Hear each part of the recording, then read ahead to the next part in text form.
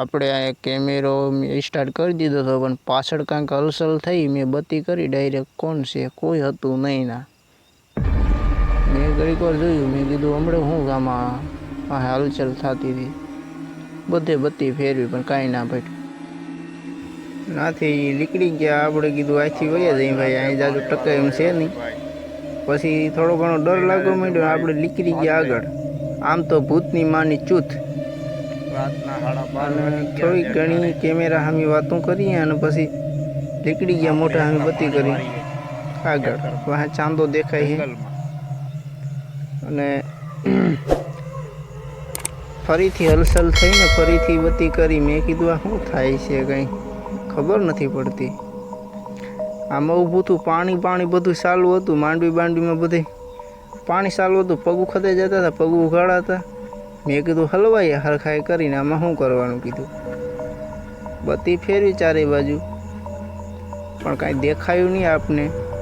નીકળી ગયા આગળ સમજે અને હાલતા થઈ ગયા. મોટા સામે બત્તી કરી અને પગું આપણા બધા ઉઘાડા છે. એક નંબર જોઈ લ્યો. અને રાતના અટાણે 12:30 વાગ્યા છે. નીકળી ગયા આગળ.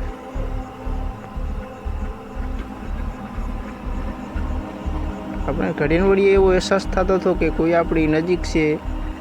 જોવા અહીંયા માંડવીના છોડવા પડી ગયા છે. અહીં નક્કી કોક હાલેલું છે, પણ નજર નથી આવતું બધું. આનું શું કારણ છે? બહુ બત્તી ફેરવી પણ કાંઈ દેખાયું નહીં. આજુબાજુ હલચલ થતી હતી પણ અમે કીધું શું કરવું. પાછો હતો એકલો એટલે મેં કીધું હવે વ્યૂ જવાય, અહીંથી જાજુ ટકાય નહીં સમજે. આમાં જાજા રહી તો આપણે બધું વાહમીનું પડી જાય. નીકળી ગયા